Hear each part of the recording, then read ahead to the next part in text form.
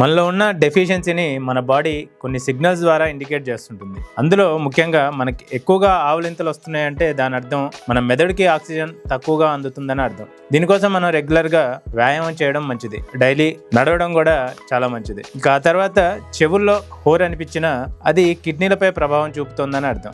తలనొప్పి లేదా తలంతా బరువుగా అనిపిస్తుంది అనుకోండి, దాని అర్థం మనం ఎక్కువగా స్ట్రెస్కి గురవుతున్నామని అర్థం చేసుకోవాలి. ఇక కాళ్ళు వాచిపోయి ఉన్నాయనుకోండి, దాని అర్థం మన బాడీలో నీటి శాతం ఎక్కువగా ఉందని అర్థం చేసుకోవాలి. ఎప్పుడైతే మనకు అలసటగా అనిపిస్తుందో దీని అర్థం విటమిన్ డి లోపం ఉందని గుర్తించాలి. చేతుల్లో తిమ్మిర్లు లేదా మంటగా ఉన్న విటమిన్ B12 లోపం ఉందని గుర్తించాలి. పళ్ళ దవడలలో రక్తం కారుతున్న మనకి గమ్ డిసీజెస్ ఉన్నట్టు గుర్తించాలి. ఇక నాలుకలో మార్పులు వస్తే విటమిన్ B లోపం ఉందని గుర్తించాలి. తీపి పదార్థాలు ఎక్కువగా తినాలనిపిస్తుందా అయితే మెగ్నీషియం లోపం ఉందని గుర్తించాలి. ఇక వాసన తెలియకపోతుందా అయితే జింక్ లోపం ఉన్నట్టు. కళ్ళల్లో పసుపు రంగు కనిపిస్తే వెంటనే డాక్టర్ని సంప్రదించాలి. చేతులు కాళ్ళు ఎప్పుడు చల్లగా ఉంటున్నాయా అయితే మీకు రక్త ప్రసరణ సమస్య ఉన్నట్టు గుర్తించాలి. ఈ లక్షణాలను నిర్లక్ష్యం చేయకుండా మీ ఆరోగ్యాన్ని కాపాడుకోండి.